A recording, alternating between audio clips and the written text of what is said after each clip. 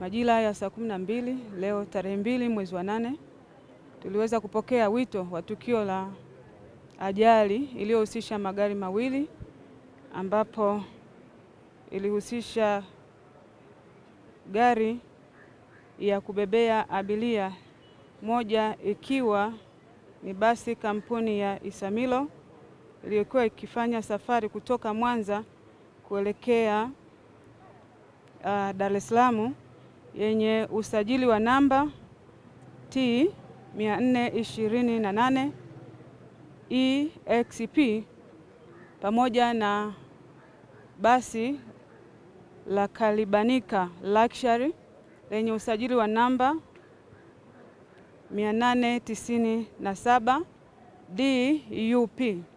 Mara baada ya kutokea wito huo, moja kwa moja tulifika eneo la tukio na kuanza operesheni za kufanya maokozi, na katika yale maokozi tulifanikiwa kuokoa ama kunasua ile miili 9 ambayo ilikuwa imenasa na kuweza kwa kushirikiana na wenzetu kuwaleta katika hospitali kwa ajili ya kuhifadhi. Lakini pia katika ajali hiyo ilipelekea majeruhi 9 ambao pia wapo katika vituo hivi vya hospitali na wanapatiwa matibabu. Mpaka sasa tunapoongea, majeruhi ambao walipokelewa kwa ujumla walikuwa 66, lakini watu ambao wamefariki pale pale walikuwa ni 7 na mmoja baadaye, jumla wamekuwa 8.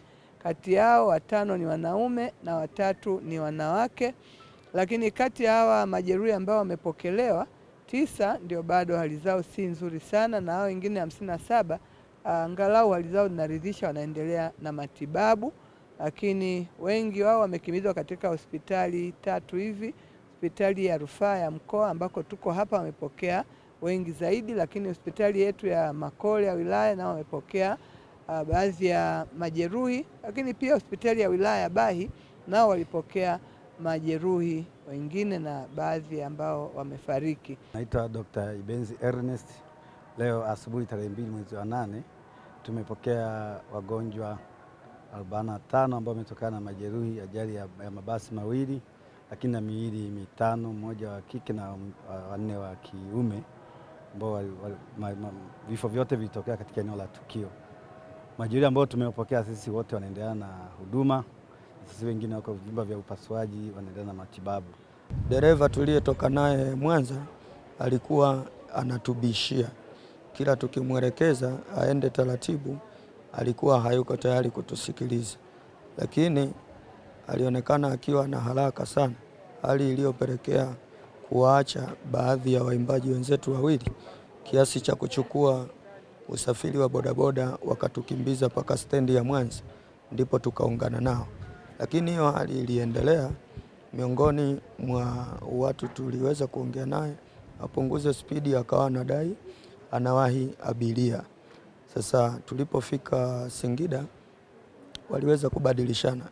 Yule dereva tuliyetoka naye Mwanza akachukua mto akalala pale mbele, akaingia dereva mwingine ambaye akaendelea kutuongoza, na huyo ndiye aliyekuja kupambana na hiyo ajali mpaka kutokea. Na kwa bahati mbaya, kuanzia dereva tuliyetoka naye Mwanza na huyu ambaye amempokea mwenzake tukiwa Singida pamoja na kondakta wao walikuwa ni mwanamke, wote wamepatwa na mauti pale pale. Lakini na sisi pia tunasikitika, miongoni mwa mwimbaji mwenzetu anaitwa Elizabeth amefikwa na mauti. Mimi nilikuwa mwenyewe, japo kuna wengine walikuwa na familia. Kama kuna mama mmoja nimemwona alikuwa na mtoto mgongoni na mtoto mmoja wa miaka kama 3. Yule mtoto amevunjika mguu. Mimi namshukuru Mungu sijaumia sana. Madhara niliyopata ni madogo tu, kama hapa nimejigonga na hapa usoni, lakini kwingine sijaumia sana. Kutokana kwamba kidogo nilikuwa nimefunga mkanda, kwa hiyo sikuweza kuumia sana. Kwa kiasi kikubwa aliyejeruhiwa ni ambao hawakufunga mikanda, kwa sababu viti viharibika kiasi cha kwamba mtu unakuta amekaa nyuma lakini anajikuta yuko mbele, kwa hiyo walirushwa na ile speed ya ile gari iliyokuwa nayo na ule mgongano, kwa hiyo kidogo walirushwa kwenda mbele. Funzo leo nipa ni kwamba tunapoingia kwenye gari natakiwa tufunge mikanda, maana sawa ajali haikwepeki, lakini unapokuwa umefunga mikanda madhara yanakuwa sio makubwa kama ukiwa hujafunga mkanda.